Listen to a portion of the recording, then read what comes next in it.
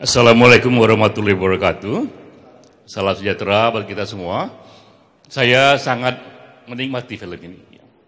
Satu keajaiban malam Natal bahwa ternyata pernah terjadi dalam sejarah. Ini true story ya. Pernah terjadi dalam sejarah sebuah malam Natal mengubah situasi perang. Ini dua grup serdadu yang tadinya saling tembak-menembak, saling membunuh.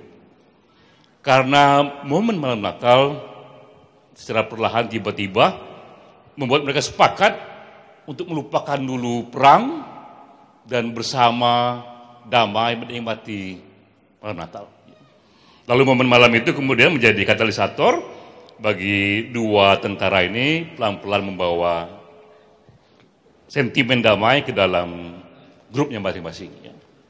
Ini sebuah keajaiban dalam sejarah ya, karena ini true story. Dan saya kira memang inilah yang menjadi pesan besar dari film ini. Bagaimana agama dalam wajah idealnya, bahwa dia menjadi katalisator bagi tendensi banyak orang yang ingin damai. Agama memberikan peran itu. Jadi itu pentingnya bagaimana agama menjadi katalisator dari tendensi banyak orang yang sebenarnya ingin damai. Nah, pesan ini menjadi penting karena sekarang ini yang menonjol justru sebaliknya. Wajah agama yang justru menjadi katalisator bagi orang-orang yang hendak melakukan kekerasan. Karena malam Natal yang sama di Indonesia misalnya, di tahun 2000, itu di 7 kota, di 17 gereja, itu meledak bom. Teman-teman mungkin masih ingat ya, yang membunuh lebih dari 40 nyawa, kalau tak salah ya, di malam Natal yang sama. Jadi agama justru muncul dalam bentuk kekerasan, karena di luar data ini ditunjukkan pelakunya adalah motifnya agama. Juga dalam 20 tahun terakhir, data dari Department of State di Amerika menunjukkan bahwa sejak tahun 95, setiap tahun itu terjadi ratusan aksi terorisme. Dari 200 sampai 400 lebih dari tahun 95 setiap tahun sampai 2015, yang rata-rata setiap tahun itu orang mati karena terorisme, setiap tahun minimal 200 sampai ke 4.000. Jumlahnya itu setiap tahun 20 tahun terakhir ini. Dan dalam aksi terorisme ini juga didominasi oleh motif-motif agama ya. Jadi kita lihat bahwa walaupun di film ini tampak wajah ideal agama, tapi dalam real story kita 20 tahun terakhir ini wajah kekerasannya juga nampak ya. Lalu banyak ahli mencoba menelusuri mengapa muncul dua wajah agama dalam sejarah ya. Dimaksudkan untuk damai, tapi real history dalam peran agama itu juga muncul peran-peran kekerasan.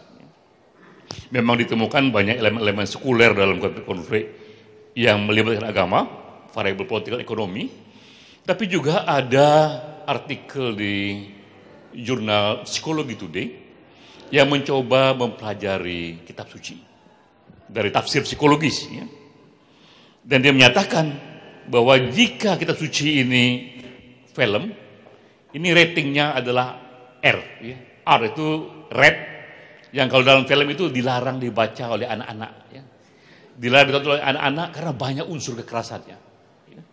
Jadi menurut dia ini, kalau film rating R itu anak-anak hanya boleh nonton jika didampingi orang tua karena bisa salah tangkap akan informasi yang muncul di sana. Ya. Nah menurut dia, di kitab suci itu sendiri memang banyak sekali pesan-pesan yang di samping pesan-pesan damai yang bisa ditafsir sebagai pesan-pesan yang bisa menjadi legitimasi bagi tindakan kekerasan. Itu dari tafsir dia itu ya. Nah masalahnya jika itu memang benar tersimpan di kitab suci, dan kita tahu kitab suci ini mustahil dia dirubah lagi ya. Jadi yang paling jauh yang bisa dikerjakan adalah interpretasi ulang setiap zaman. Ya. Nah, saya ingin tanya kepada pendeta ya, apakah memang beginilah takdir dari agama dan kita yang hidup dengan agama bahwa kapanpun, dimanapun, kita harus hidup dengan dua wajah itu. Ada wajah yang mendorong perdamaian, ada wajah yang tetap juga digunakan untuk kekerasan. Ya. Lalu apa yang bisa kita kerjakan di sini agar yang lebih banyak muncul itu adalah wajah agama seperti di film tadi. Sekarang ini ya, wajah yang lebih banyak mengkatalisasi perdamaian, dan semakin minim, semakin kecil wajah yang menggunakan agama sebagai legitimasi dari kekerasan. Itu kira-kira ya. Wassalamualaikum warahmatullahi wabarakatuh.